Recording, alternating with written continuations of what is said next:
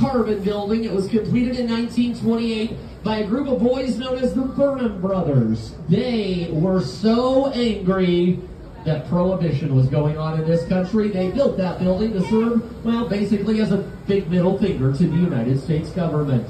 Yeah, today it's home to the Pendery Hotel, but the Carbon building was planned after a green bottle of champagne that was spotted by the Burnham Brothers at a New Year's Eve party, and that's why you have the 50-foot gold leaf tower. Stay off to the right. Notice the building here with the large indent. It kind of looks like an armchair in your grandmother's living room. It's called the LaSalle Wacker building, used in one of those Batman movies filmed here in Chicago called Batman Begins. The LaSalle Wacker building, completed by architecture firm Holabird and Root, again in the Art Deco style of architecture. Vertical lines to draw your eyes up, geometric ornamentation on a limestone facade. Now we go from Art Deco, stay off to the right with me, to a postmodern style building. 77 West Wacker, completed in 1992. That's the year, 1992. I had to dig for that one. 1992, Spanish architect Ricardo Bofill. Notice the Greek and Roman influences throughout. Looks like up at the top we chopped off the Parthenon and put it on top of the building.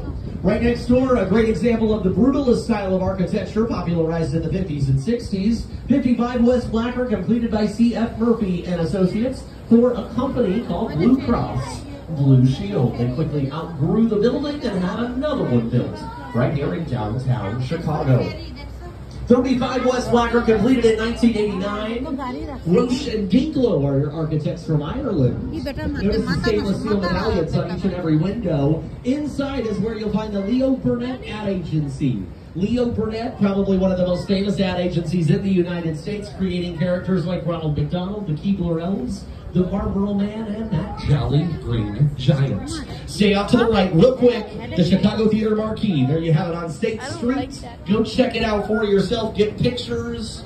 1921, that movie house opens. They set the precedent for movie houses for the first 30, 40 years throughout the Midwest. Chicago is synonymous with tall buildings and deep dish pizza. We're also synonymous with gangsters.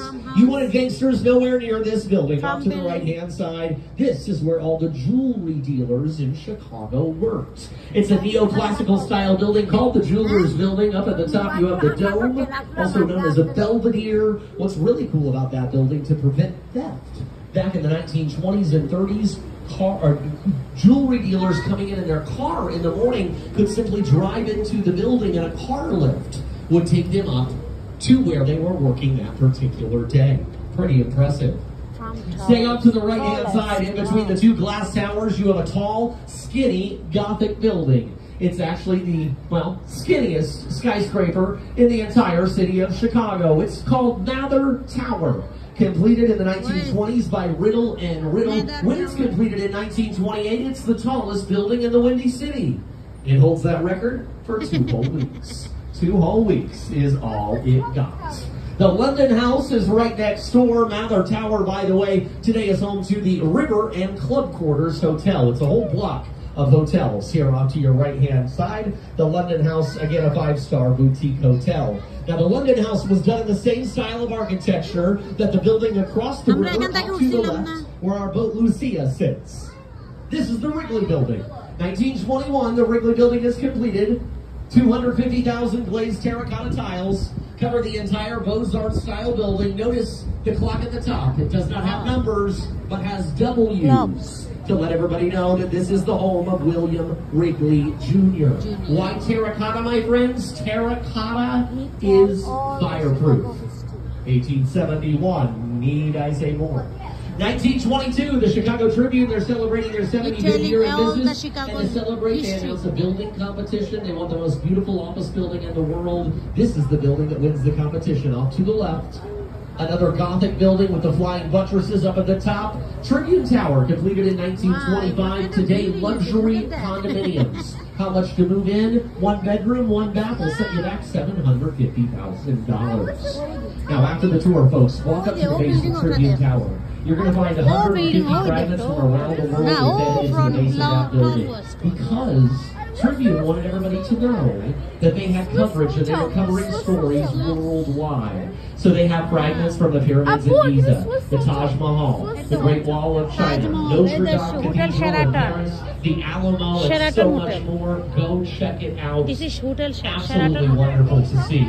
Go to the right for me.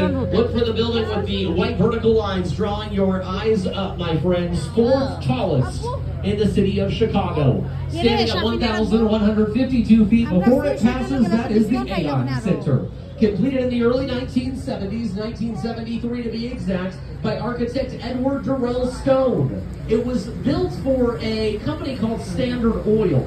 So for years, we referred to the building as Big Stan. Today it's the Aeon Center, but some would call that building back there the biggest architectural mistake in Chicago history.